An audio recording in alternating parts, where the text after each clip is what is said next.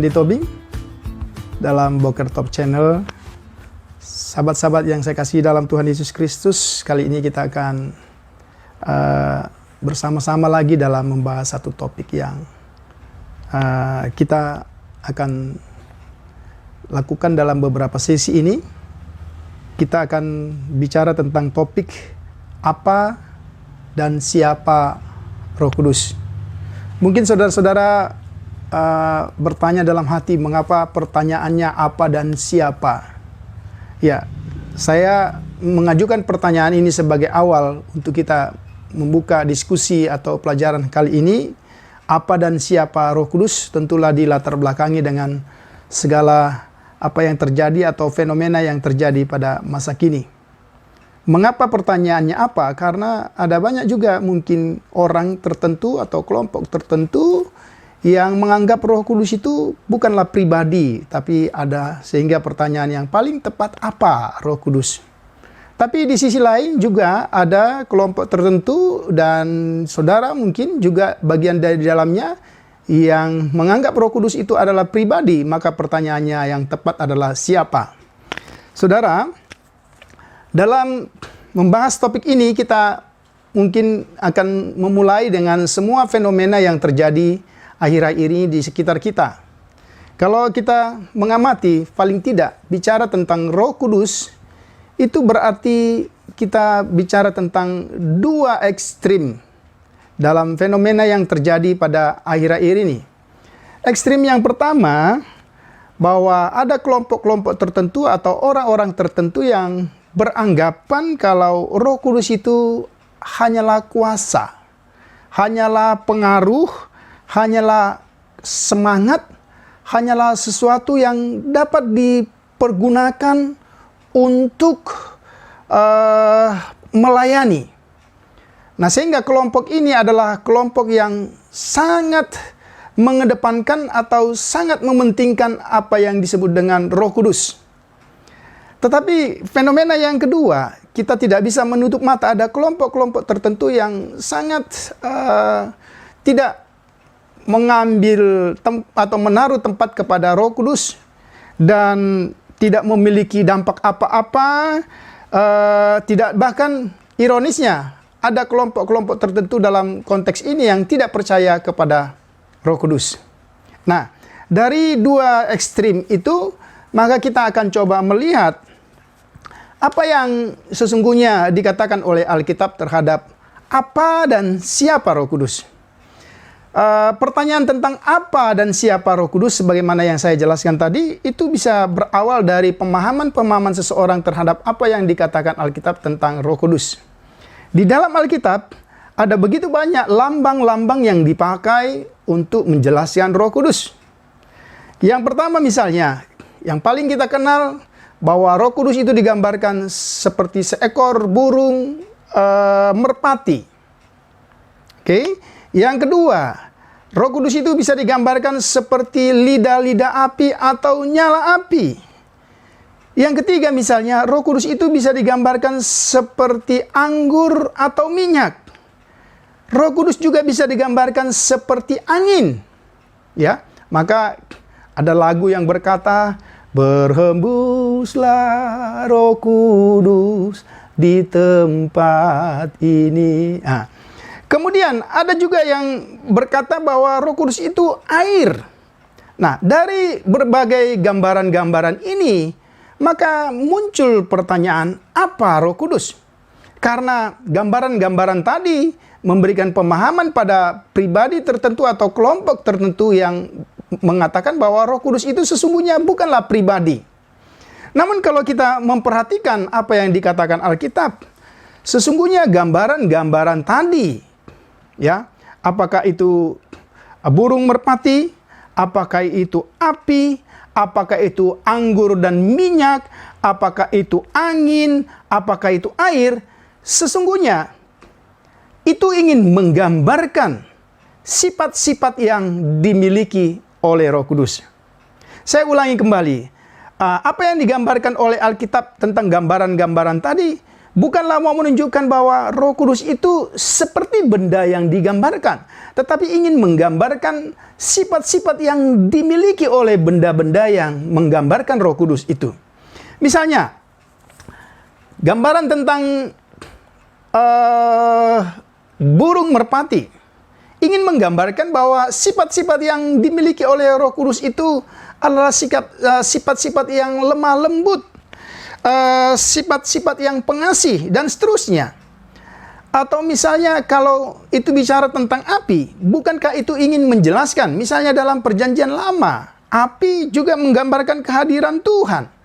Dalam Kisah 1 ayat 8, itu menggambarkan lidah seperti lidah-lidah api dikatakan, itu menggambarkan kehadiran Roh Kudus.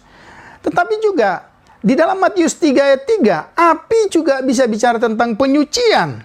Bahkan juga api bisa menjelaskan penghukuman. Kalau kita melihat di dalam Matius pasal yang ketiga ayat yang ke-12. Gambaran tentang angin misalnya. Angin, ya, bukan mau menggambarkan bahwa Roh Kudus angin, tapi ingin menggambarkan sifat yang dimiliki oleh Roh Kudus, bahwa Roh Kudus itu memiliki sifat untuk membaharui. Misalnya kalau kita membaca di dalam Yohanes 3 ayat 3 sampai dengan 6, Kisah pasal 2 ayat yang kedua. Kemudian gambaran yang lain yang diberikan oleh Alkitab kepada kita, misalnya seperti anggur dan minyak. Tentu ini juga ingin menggambarkan bahwa di dalam Perjanjian Lama, minyak dan anggur itu ingin menggambarkan orang-orang tertentu yang memakai minyak dan anggur untuk mengurapi atau untuk menyembuhkan dan untuk memulihkan. Yang berikut misalnya, air. Kalau kita membaca misalnya di dalam Injil Yohanes, maka air seringkali digambarkan seperti Roh Kudus. Ini ingin menggambarkan bahwa Roh Kudus itu adalah sumber kehidupan. Air juga menjelaskan sesuatu yang menyucikan. Tetapi juga air juga bisa bicara tentang penghukuman. Nah, dari bagian-bagian ini maka jelaslah tanda-tanda yang dipakai oleh Alkitab kepada Roh Kudus itu ingin menjelaskan sifat-sifat yang dimiliki oleh Roh Kudus itu sendiri. Dengan demikian saudara, maka jelaslah bahwa sesungguhnya bukan pertanyaan apa, tetapi pertanyaan yang tepat ialah pertanyaan siapakah sesungguhnya Roh Kudus itu. Bagian yang pertama, kita akan lihat siapakah Roh Kudus itu. Yang pertama kita akan lihat dari ciri-ciri yang dijelaskan oleh Alkitab tentang siapakah Roh Kudus. Yang pertama, ciri-ciri yang dimiliki oleh Roh Kudus, dia mengetahui. Kemudian dia berpikir, dia berkehendak, dia berperasaan, dia juga menghibur, dia memimpin, dia berperang, dia membantu. Bahkan dikatakan oleh Alkitab, dia juga berdoa. Nah, dari bagian ini, maka kita bisa menjelaskan dari sifat-sifat yang dimiliki atau ciri-ciri yang dimiliki oleh Roh Kudus itu, maka Roh Kudus itu sesungguhnya adalah satu pribadi. Ya. Kemudian ciri yang lain yang menunjukkan bahwa Roh Kudus itu adalah pribadi, yaitu apa yang dapat dikerjakan terhadap Roh Kudus. Yang pertama, dia dapat dihujat. Ya. Kalau dia bukan pribadi, tentu dia tidak dapat dihujat. Dia dapat didustai. Ya. Kemudian dia dapat dicobai. Kemudian dia dapat didukakan. Nah, jadi pertanyaan siapakah Roh Kudus? Yang pertama bisa kita lihat dari bukti-bukti tadi bahwa Roh Kudus itu adalah pribadi. Saudara, bahkan di dalam Yohanes pasal yang ke-16 ayat 13, coba kita perhatikan. Yohanes pasal yang ke-16 ayat 13 sampai 14. Yesus sendiri berkata bahwa Roh Kudus itu adalah pribadi. Yohanes 16 ayat 13 sampai 14, demikian firman Tuhan. Ya. Tetapi apabila Ia datang, yaitu Roh kebenaran, Ia akan memimpin kamu ke dalam seluruh kebenaran, sebab Ia tidak akan berkata-kata dari dirinya sendiri, tetapi segala sesuatu yang didengarnya, itulah yang akan dikatakannya, dan Ia akan memberitakan kepadamu hal-hal yang akan datang. Ia akan memuliakan aku, sebab Ia akan memberitakan kepadamu apa yang diterimanya daripadaku. Ini satu kesaksian Tuhan Yesus tentang Roh Kudus adalah satu pribadi. Ya, sehingga dengan demikian saudara, dapat kita simpulkan Roh Kudus itu adalah pribadi. Ya, kalau Roh Kudus itu pribadi, berarti Roh Kudus tidak mungkin terbagi. Dia adalah satu kesatuan. Kalau Roh Kudus itu adalah pribadi, maka Roh Kudus adalah subjek, bukan objek. Ya. Yang berikut, kalau Roh Kudus itu adalah pribadi, maka Roh Kudus tidak dapat dikuasai, dimanfaatkan, tetapi sebaliknya, Roh Kuduslah yang menguasai kita, Roh Kuduslah yang harusnya berdaulat atas hidup kita. Itu yang pertama. Jadi pertanyaan pertama, siapakah Roh Kudus? Kita jawab, Dia adalah pribadi. Yang kedua, selain Roh Kudus adalah pribadi, maka Roh Kudus, menurut apa yang dikatakan oleh Alkitab, Dia adalah Allah. Yang pertama yang bisa kita lihat bukti-bukti dalam Alkitab, dari nama-nama yang diberikan kepada Roh Kudus. Nama-nama yang diberikan kepada Roh Kudus, dalam Matius 10 ayat 20, Roh Kudus disebut sebagai Roh Bapamu. Dalam 1 Korintus 12 ayat 3 disebut Roh Allah. Dalam Lukas 4 ayat 18 disebut Roh Tuhan. Dalam Kisah 16 ayat 7 disebut Roh Yesus. Ini yang pertama. Ini yang membuktikan bahwa Roh Kudus itu adalah Allah sendiri. Karena nama-nama yang diberikan adalah nama-nama juga yang dipakai untuk Allah sendiri. Kemudian, dari sifat-sifat yang dimilikinya, membuktikan bahwa Dia adalah Allah.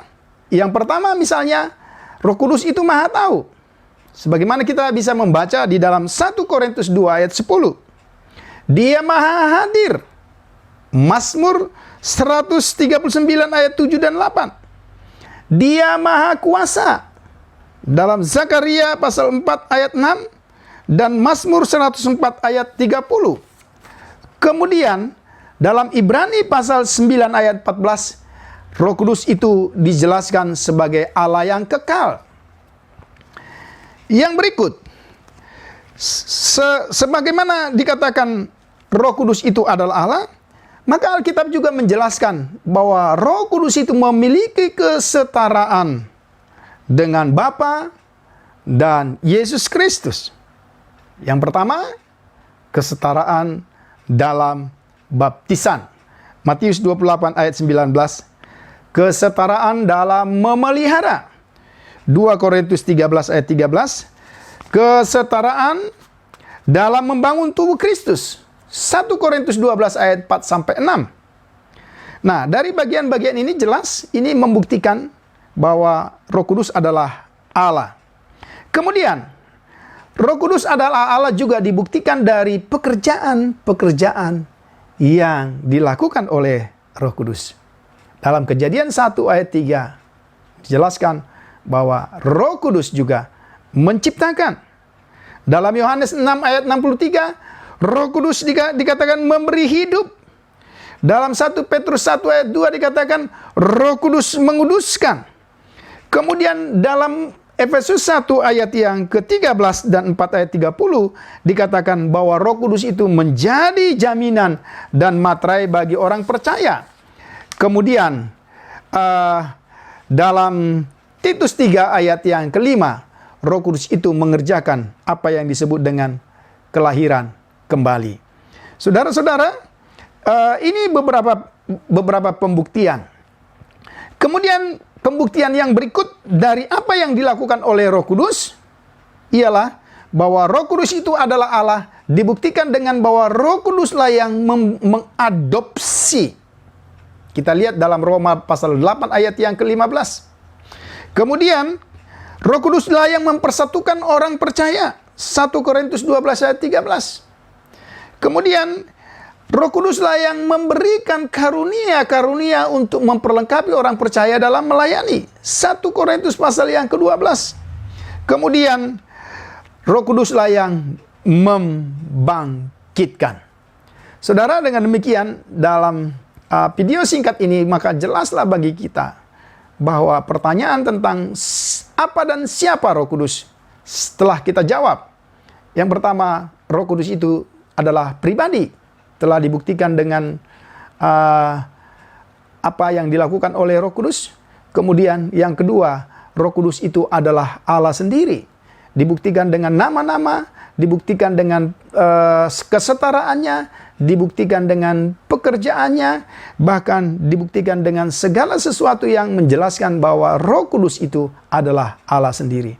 Dengan demikian saudara, maka kita bisa mengamati, kita bisa mempelajari secara singkat bahwa Roh Kudus itu sesungguhnya adalah pribadi. Kalau dia pribadi, sesungguhnya Roh Kuduslah yang seharusnya menguasai kita, Roh Kuduslah seharusnya yang mengendalikan kita, Roh Kuduslah yang seharusnya berotoritas atas hidup kita. Kemudian Roh Kudus itu adalah Allah. Berarti kuasa Roh Kudus dalam hidup kita adalah kuasa Allah yang sama dalam hidup kita. Oleh karena itu saudara, dengan penjelasan singkat ini, yang tentu nanti dalam video selanjutnya kita akan melihat bagian-bagian lain dalam sisi Roh Kudus, kita akan mencoba mempelajarinya. Kiranya Tuhan Yesus memberkati, dan saya harap semua teman-teman